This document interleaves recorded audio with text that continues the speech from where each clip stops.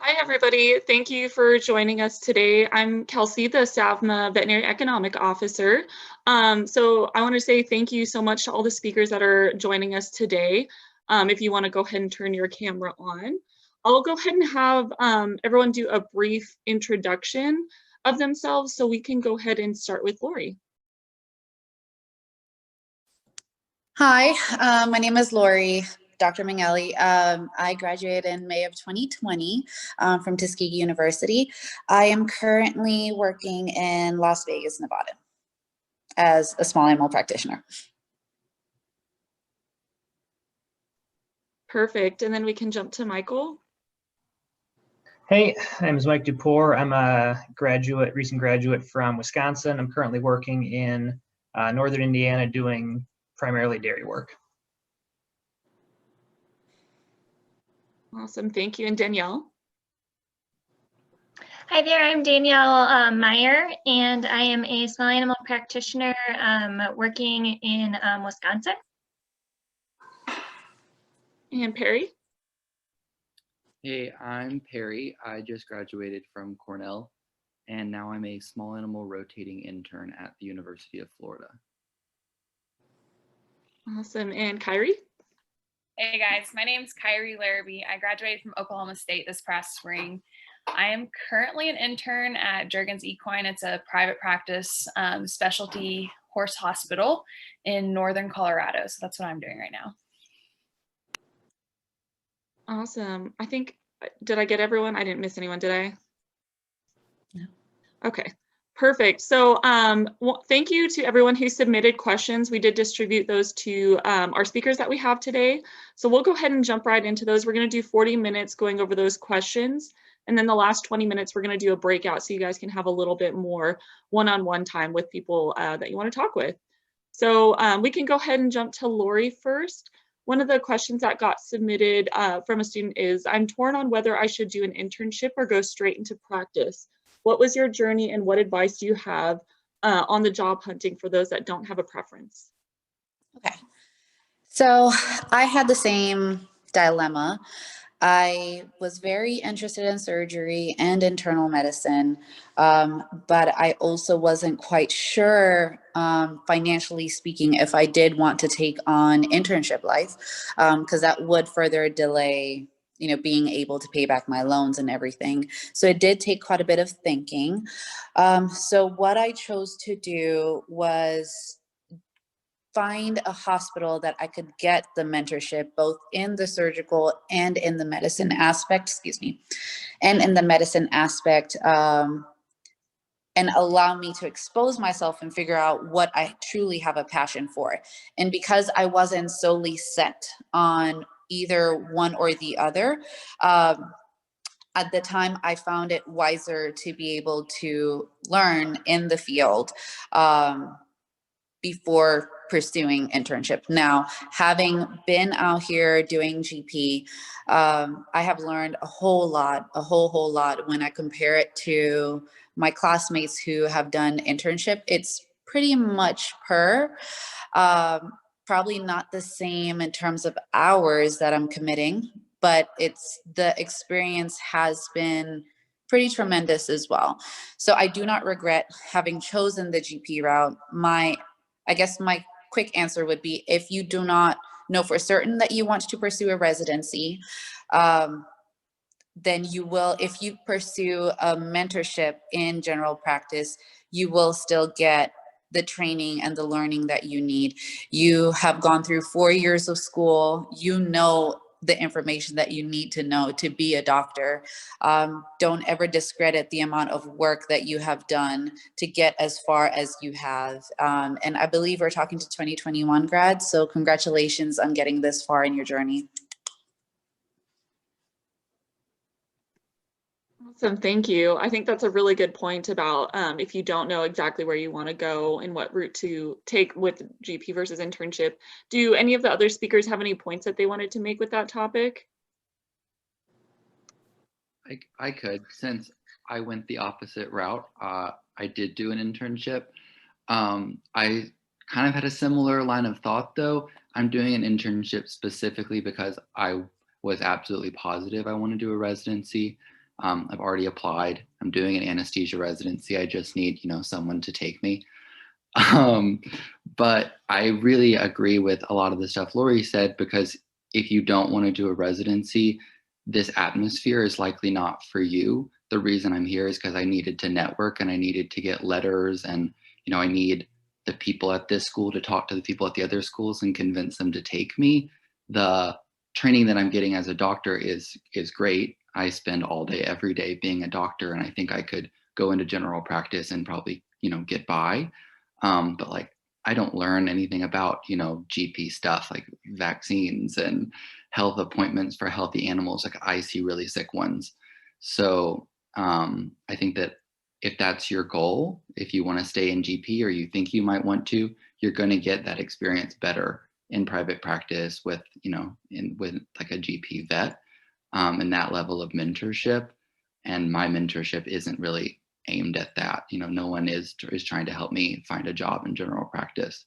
I do have intern mates though that want to do emergency, like no residency, just go into ER.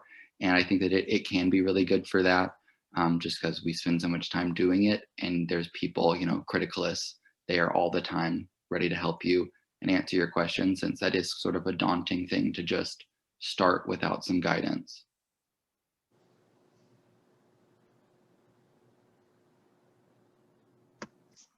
Awesome. Thank you both.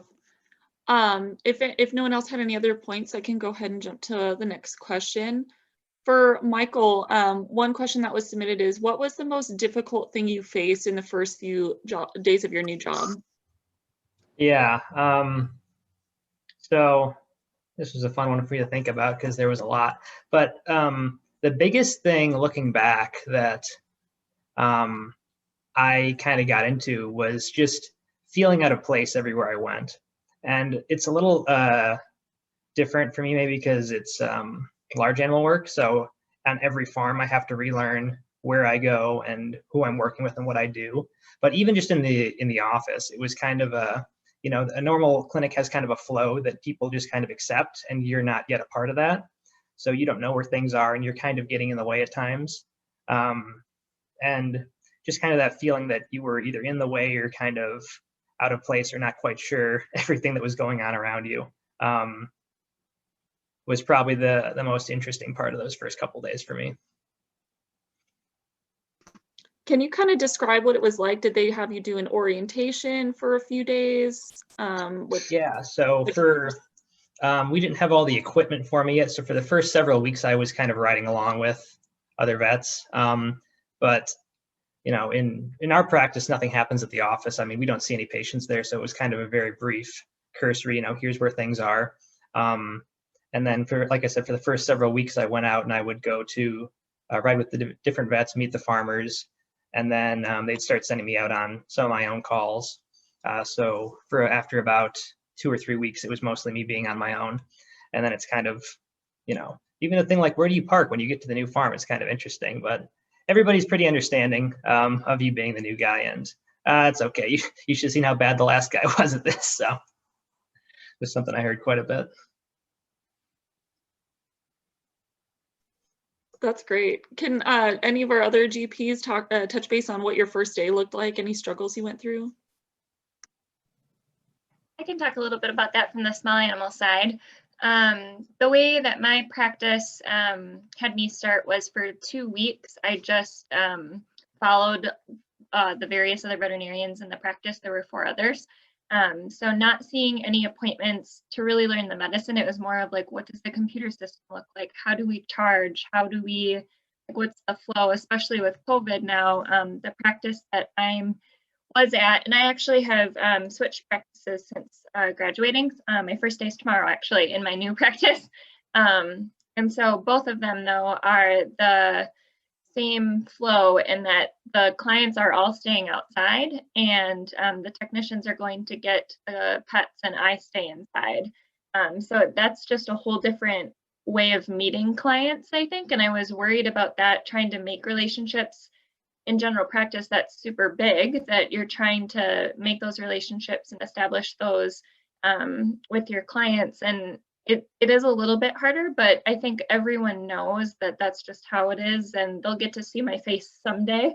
And we had talked about possibly doing like Zoom calls with our clients, just it ended up not working, but you know, you have to really know your phone voice, because that's the only voice I ever get to use these days. So I think that whole aspect was very different that I never envisioned. But on the flip side, it was also kind of helpful because I can just go ask other doctors, hey, I've got a question with this pet. I don't have to try to get out of the exam room with the clients there to find help because there's nobody in there. So there's that aspect that's easier. But definitely the communication side and trying to make those relationships is a little bit more challenging. Yeah, I can imagine.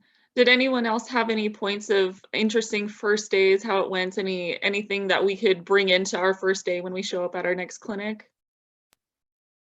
The only thing I had was having my mentor introduce me to some clients. First day was, this is Dr. Larrabee. And it's just that first day out, you're just like, oh yeah, I'm a doctor. Have to like say it in front of a mirror a few times, get used to it. Perfect. Oh, I'm so sorry. Go ahead. I, on the other hand, didn't have someone going into the room with me. So it was pretty interesting going in and immediately saying, hi, my name is Lori, and having to remember, no, you introduce yourself as Dr. So-and-so. So, you know, really having that transition and seeing yourself in that role as now you are the doctor and the person who they're looking at for help. It doesn't necessarily get easier sometimes. Like yesterday, I had a client ask me, I don't know what to do. And I looked at them and said, I also don't know what to do, but we will find out together. So stuff like that, and really just trusting yourself and your role as a doctor. Yeah, and my first days, you know, weren't really that different from everyone else's. The only added thing I have is that, you know, my first day as a doctor was also spent teaching students. And I was like, I've been a doctor for, you know, about 45 minutes, and now I'm going to teach you something. So it felt a little inappropriate, but it's gotten much better. 6 months in, I'm an expert. Now I can teach. That's too funny. Awesome. Thank you guys so much. Danielle, we'll go ahead and bounce back to you with a question. How did you gain confidence in practice post-graduation? And did you have any resources that were really helpful in your first experiences there? I chuckled when I saw this one because I was like, oh, I don't have confidence. I can't answer that question. But I think as cliche as it sounds, and at least at Wisconsin, our professors told us this all the time, start with a physical exam, start with a physical exam. Really getting that PE down and doing the same exact physical, no matter what the problem is, I think has really helped me, that even if it comes in for an eye or it comes in for a foot, first of all, still do that whole PE. I think it gives value to the client, but then also you're not going to miss something. And so that also gives you time to think. So they come in for an eyeball, and you can work on the rest of the physical and be thinking about differentials for your eye, just like from where you started, a brief look. But that just gets that rhythm and routine down so that you at least have the basic there. And then, you know, something that Perry kind of briefly touched on, one thing that we all go to these big academic institutions, and our clinical experience in the hospitals are these big, fancy, crazy cases, and they don't really talk about primary care things. So if you're planning on going into GP, I think to help with your confidence, really working out like, okay, what's the basic vaccine protocols? Which ones do I give yearly? What's the like 8, 12, 16 weeks?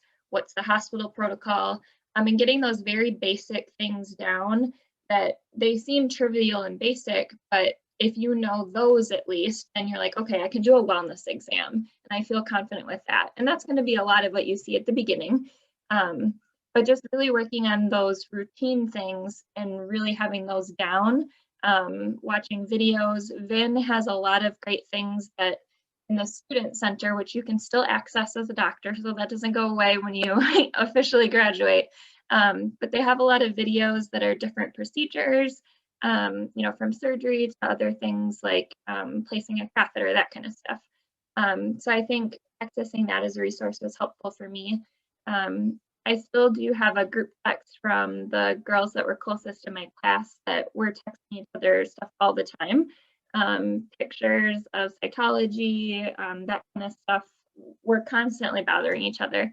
I also really like, I don't know exactly what it's called, but it's kind of like a nerd book. It's little and spiral bound, and it comes out of Australia. If anyone knows the name of it, Kyrie, you can jump in if you know. No? I don't remember the name of it, but I have it. I don't remember what it's called though. Yeah. It's a little short book. It's like this thick and it's extremely helpful. Yeah. So there's lots of nerd books out there that I think are helpful, and you can just reach out to other colleagues and friends in your classes that, yes, mini vet guide. That's it. Thank you, Kara. So I think that was a helpful resource for me and still use it a lot. As far as like cytology and blood work and those things, Cornell has a really great website, go Perry, that they have kind of differentials and things that can be helpful there.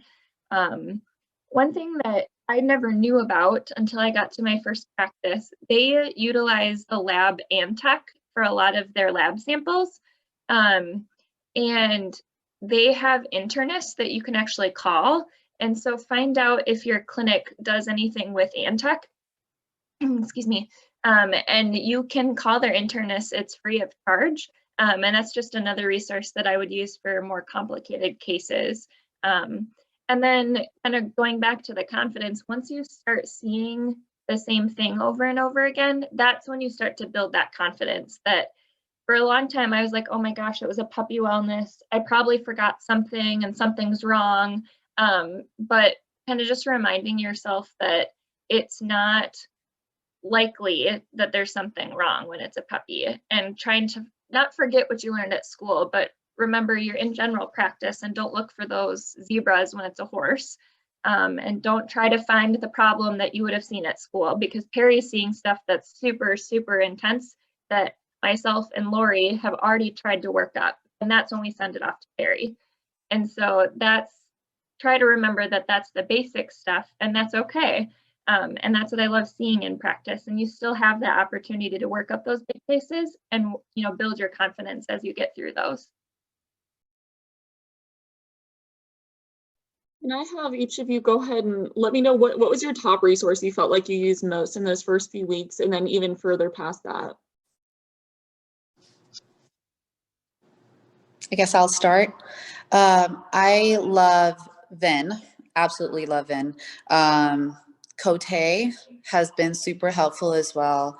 And I also use Antec very often. Now that would be more so, if I have a more complicated case where I do have the time to set aside to call an internist, because you do have to stay on hold for a little bit.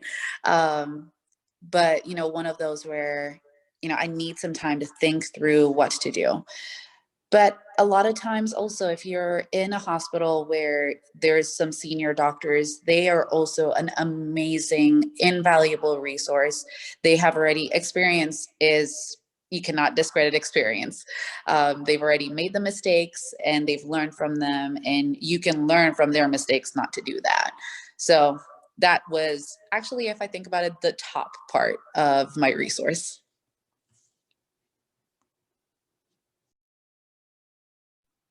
Yeah, I'd echo that. The biggest resource that I use then and continue to use is the other doctors in my practice, and also the folks I graduated with that have gone into similar fields and do food animal work.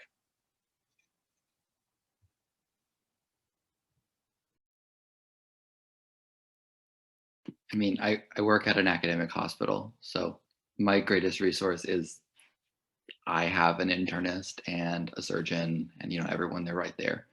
So I just go and ask them. If I don't want to, because either it's something I should know or I don't want to talk to them or something like that, be honest, I do a lot of Googling. You literally just Google it, and then which resources are reliable and which are not. So like if it's in Merck or something like that, then it's probably reliable. And usually if I'm Googling something, it's because it's just like a piece of information I need, like how is this disease transmitted? Or, does this tick transmit that? I don't need, a textbook. I just need an answer.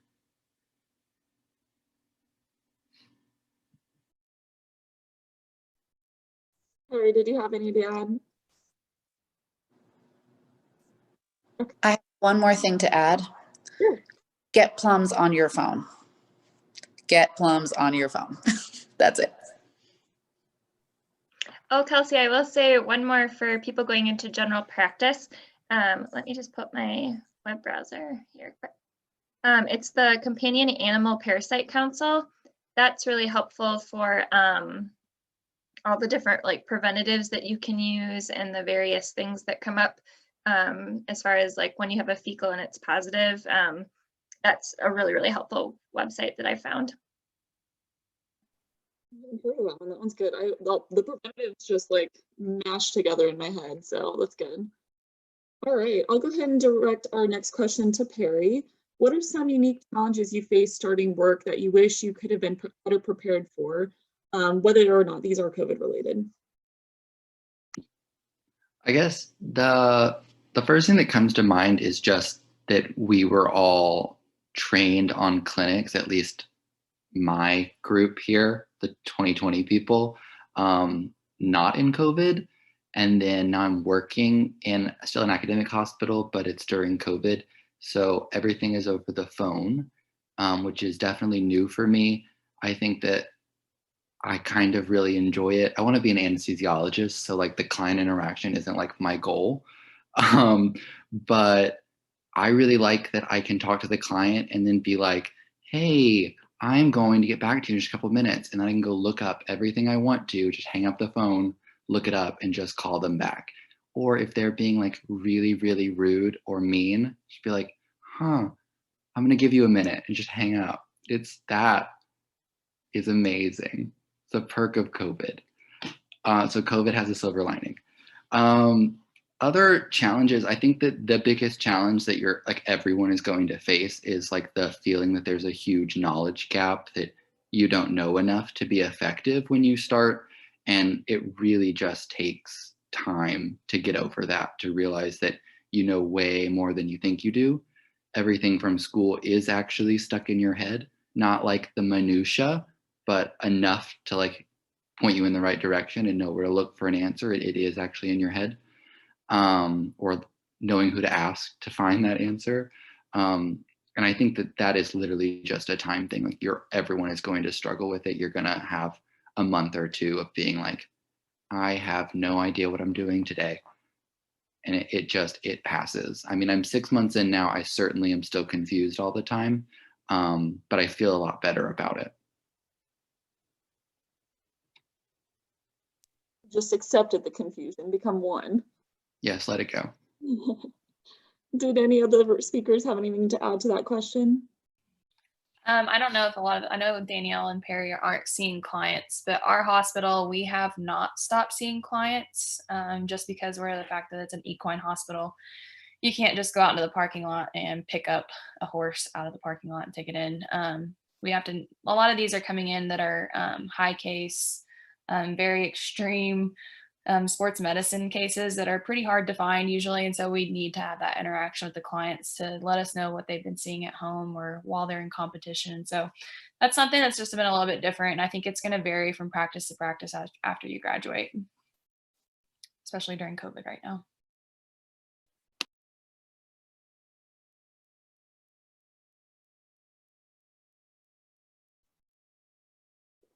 Did anyone else have anything to add? Okay, we can move to the next question, which I'll direct towards Kyrie. How did you gain oh, is this, I don't know if we were, nope, that's a repeat. What advice do you have for any budgeting or managing loan repayments post-graduation? Let's see here. I know you're getting ready to ask the how did I gain confidence post-graduation? I just wanted to like re-echo the mentorship.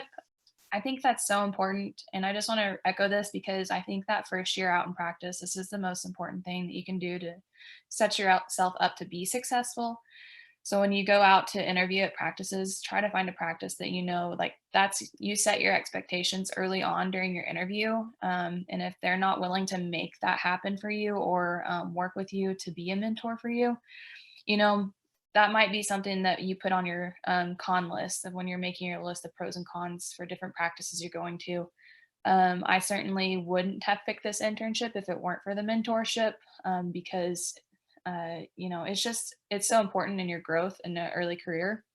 And then I also just wanted to say that my classmates, I don't know what it's like at every school, but my class at Oklahoma State, we're so close. We have a Facebook group that's private that we ask all the dumb questions and all the hard questions on. And they have been a silver lining in all of this. But as far as advice for budgeting, I know a lot of you will probably have heard about the VIN student calculator and all of the IBR programs. I did apply for IBR program and I think I got the income driven one. So right now, since I'm in an internship, I'm not paying anything right now because I'm not really making anything. But what I'm kind of doing is budgeting using the Mint app. I know some of you guys have heard of that. I use that budgeting app like crazy this year just to make sure I'm using my finances correctly. And even though I'm not paying on my loan at the moment, my student loans, I'm at least saving some back every month to go towards that interest payment at the end of the so many years that you have. So that if you haven't used the VEN student calculator for student loans, I would highly recommend it.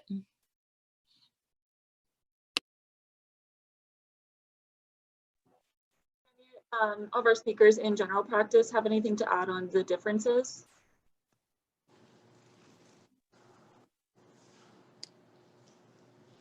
I started, oh, sorry, Lori. Go ahead.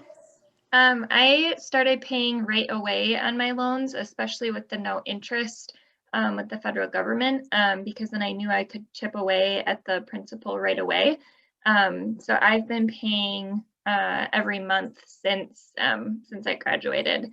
And I sat down with my husband at the beginning of the summer after graduating and just kind of put, okay, these are expenses. This is how much my loan is. This is really what I should pay. Can we afford more?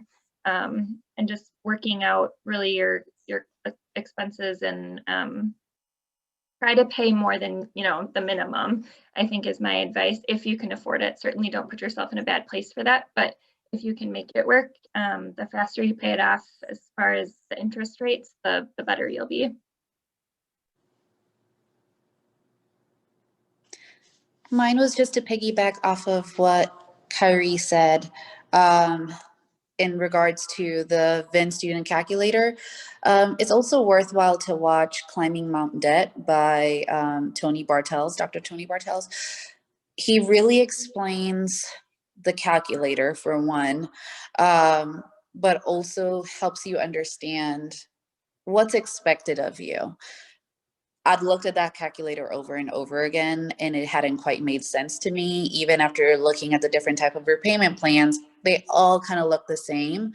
But after watching those videos, and he has a new one every year. So you can watch the 2020, the 2019, and you can kind of get a gist of them. Now, they are long videos, but they're definitely worthwhile. Just grab a pizza and watch them. Did any of you utilize any student loan consulting services? No? Okay, I was just curious. And for the Climbing Mount Debt, I think if anyone searches ABMA Climbing Mount Debt, Dr. Bartels, those webinars will usually pop up and they're definitely very helpful. I did want to touch on one thing. Like Danny said, nobody's required to make student loan payments right now. We should know by next week if that's going to continue into the future. But when you're setting in, if it does, it probably will. Once you all graduate and start working, it'll probably be continuing that way. If that's the case, once you're setting up your budget for how you're going to spend money post-grad, don't forget that that will eventually happen. Because if you don't plan for that $1,000 or whatever expense it's going to be per month, when you have to start paying it, you will feel it.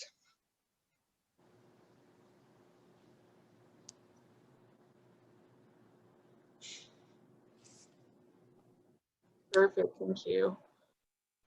All right, so one of our next questions that we kind of touched on, just want to see if there was anything else that anyone forgot to add as far as what your first day at practice looked like, and what all you were doing that first day. If there was anything else that anyone forgot to mention.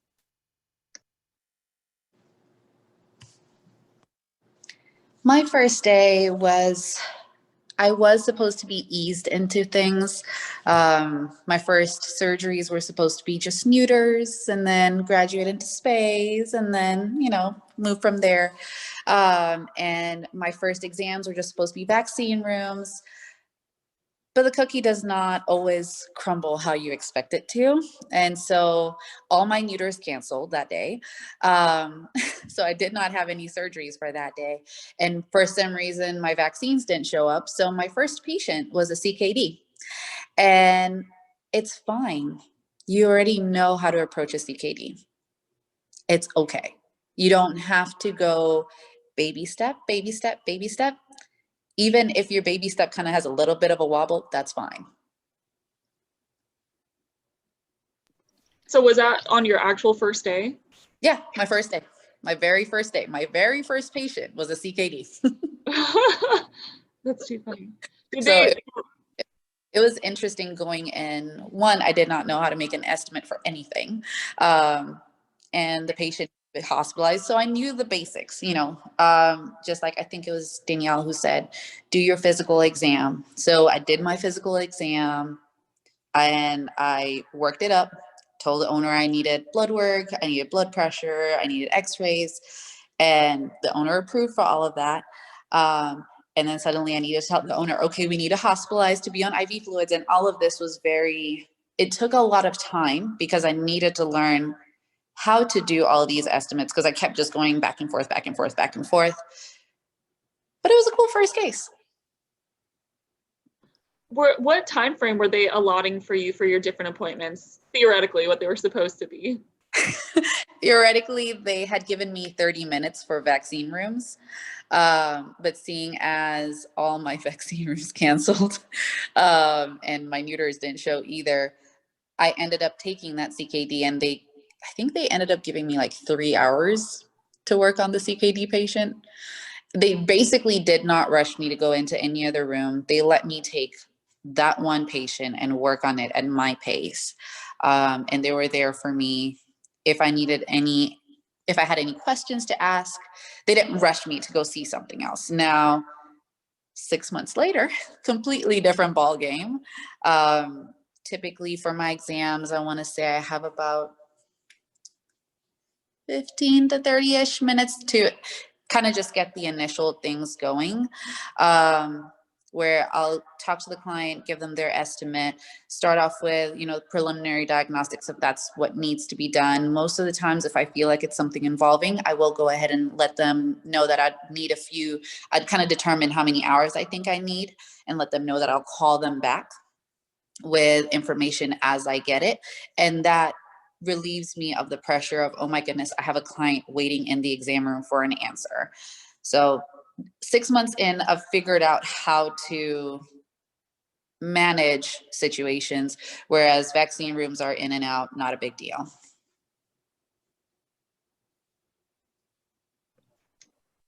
Did anyone else have anything to add about your first day, maybe on the internships, how that differed?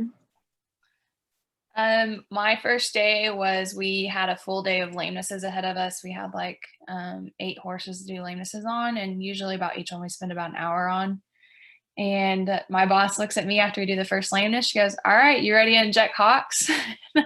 And of course, in school, you don't touch joints with horses. And a lot of people are not very confident about that. And so our philosophy at the hospital that I'm at is watch one, do one, teach one. And so I watched her do one. She had me do one, and then I taught her on the next one of everything that I'm looking for is when I'm injecting joints. And so I'm 6 months into my internship and feel very confident in injecting joints and feel confident with that. But that was the first day. I think I got the deer in the headlight looks and she said, you all right, you ready to inject those hocks? And I'm like, you want me to touch those, you know? So But that's how my first day went, and it went fine.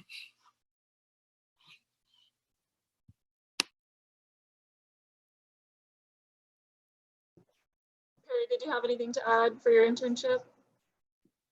I mean, if you go to an internship at an academic hospital, there will be no like warming up to life day.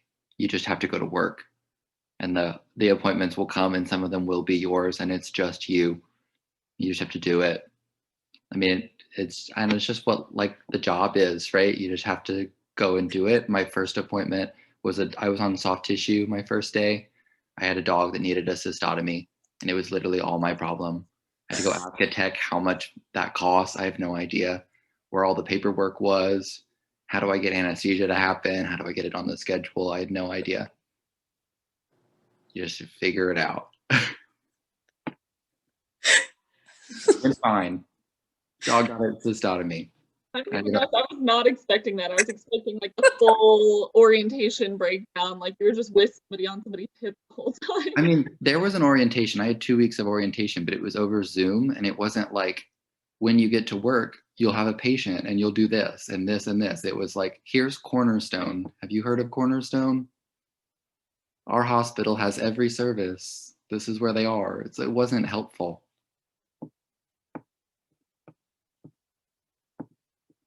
You'll be fine. Awesome. Thank you so much. All right. Did anyone have anything to add before I move on?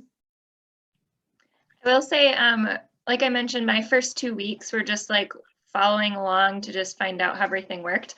But then the very first day that I saw my own appointments was an ADR vomiting dog. And I like did my physical, and I looked at my tech and I was like, I literally don't know what to do. And she was like, yeah, you do. Why don't you maybe start with x-rays? And I was like, that sounds like a great idea. So like really lean on your techs. They're really lovely people.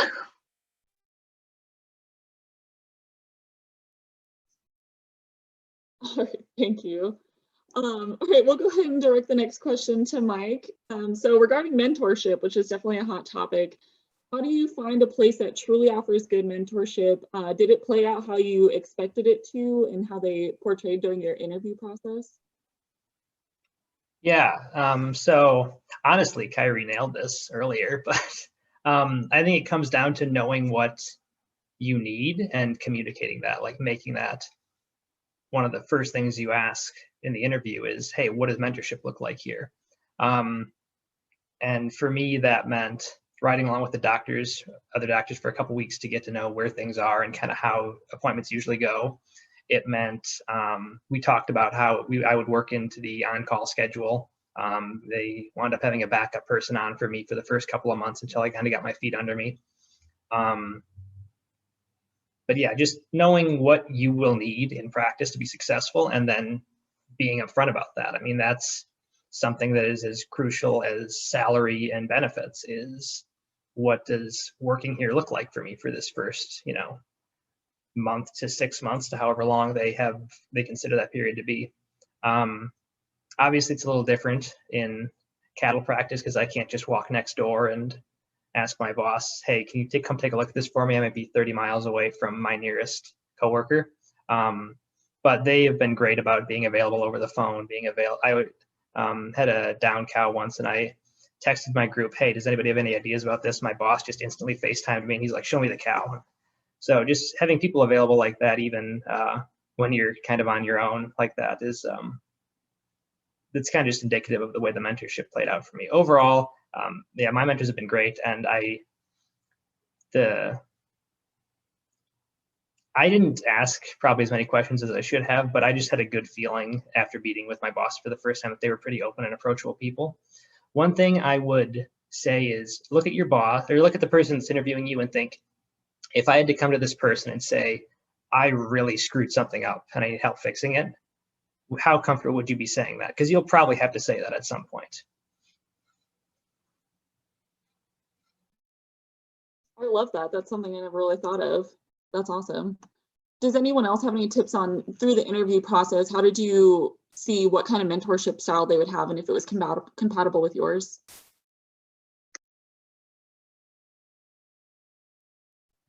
One thing I will say, this does connect in a roundabout way, but the practice that I started at, all of the other practitioners were paid on production only.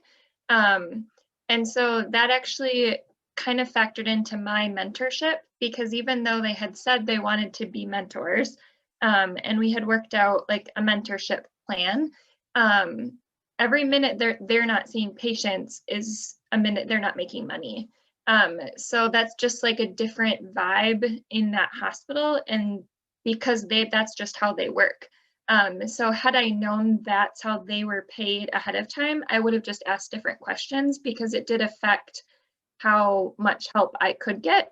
You know, if like I dropped a pedicle in surgery or something, if they have to come in and help me, then they're really behind on their schedule. So, you know, that's a weird thing to think about, like how they get paid affected my mentorship, but it's something I never would have known had I not experienced that.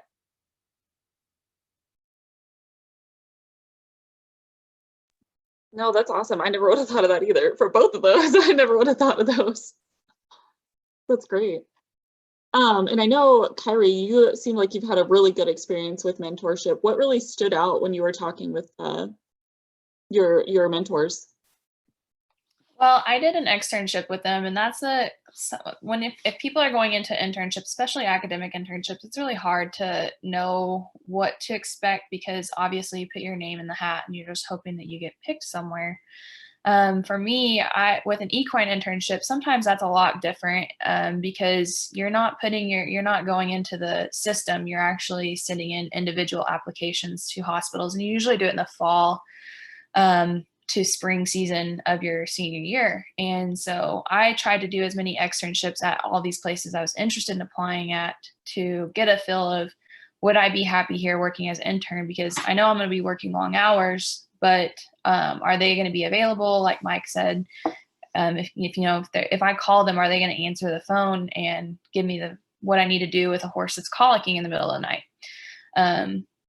So just when I went to those externships, I kept that in the back of my head and just kept a list in my head of, this one provided me this one provided me this one didn't do this. And I also kept in mind, because not only am I getting mentorship from the doctors, but as Danielle said, technicians are amazing people. And I have used my 2 techs here all the time. Like, we have a group message with each other and constantly keeping each other updated, because at the end of the day, a couple of them, they know more than I do at the moment. And so their advice is invaluable.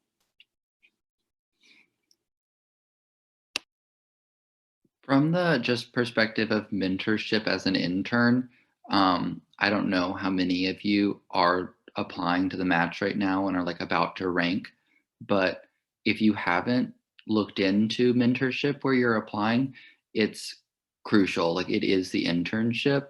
And I don't want anyone to like assume that because it's an internship that the mentorship is implied. Like, just because it's an internship doesn't mean that the people there are great teachers. And even if it's academic, it doesn't mean that the mentorship is going to be awesome. You have to talk to the current interns and see if they're getting the mentorship that they wanted. Like, everyone who's emailing me, which if any of you have emailed me, I'm sorry I haven't responded. We get like a bajillion of them, like hundreds of them. So I'll get to it. But here, like, the mentorship is amazing, but I know like people that graduated with me that are not getting that. Just because they're at an academic hospital, it's super, super busy. And people don't always have time to like stop what they're doing and come help you. But here I'm getting the mentorship I need. You have to ask.